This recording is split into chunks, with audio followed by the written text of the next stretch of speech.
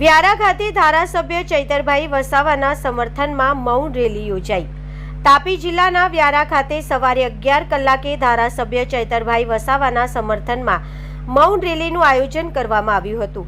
રેલીનો પ્રારંભ આદિવાસી જનનાયક બિરસા મુંડાની પ્રતિમાને પુષ્પહાર અર્પણ કરીને કરવામાં આવ્યો હતો, જેમાં આમ આદમી પાર્ટી કાર્યકર્તાઓ તેમજ આદિવાસી સમાજના આગેવાનો હાજર રહ્યા હતા।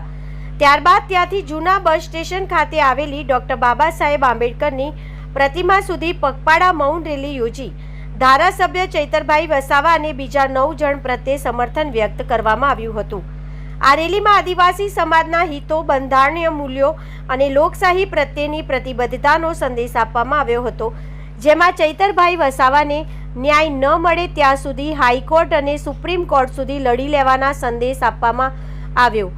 સરકારી મશીનરી અને સરકારી અધિકારીઓ દ્વારા ખોટી રીતે સાક્ષીઓ અને પુરાવાઓ ભેગા કરી એક સગર્ભા અને એક 18 વર્ષની નાની દીકરીને જેલના પાછળ ધકેલવામાં આવ્યા તે અંગ્રેજો કરતાં પણ વધુ ક્રૂર છે તેવા સંદેશાઓ સાથે આ કાર્યક્રમના આયોજકો દ્વારા તમામ આદિવાસી સમાજના આગેવાનો, યુવાનો, મહિલાઓ તેમજ સમાજના હિતેચ્છુઓને મોટી સંખ્યામાં ઉપસ્થિત રહી રેલીને સફળ બનાવી અને આગામી સમયમાં વિરોધ પ્રદર્શન સમગ્ર ગુજરાત તેમજ આજુબાજુના 4 રાજ્યો સુધી ફેલાવાની શક્યતાઓ બની રહી છે અને આંદોલનની દિશા તરફનું એક પગથિયું ગણી શકાય છે।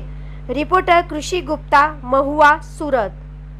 ન્યાયની વાત કરવાની હોય છે ને આ ન્યાયની વાતમાં આ વખતે હું માનું છું મારા વ્યક્તિગત રીતે કે ન્યાયાલયે ખોટું કર્યું છે, કારણ કે એક જણની સજા 9 જણને કઈ રીતે હોઈ શકે, અને તેમાં પણ જ્યારે એક નાનું 18 દિવસનું બાળક છે જે હજુ તો 9 મહિનાના માતાને પેટમાંથી નીકળ્યું છે અને 18 દિવસ બાદ એ સીધું જેલમાં જાય છે, આ ક્યાંનો ન્યાય છે?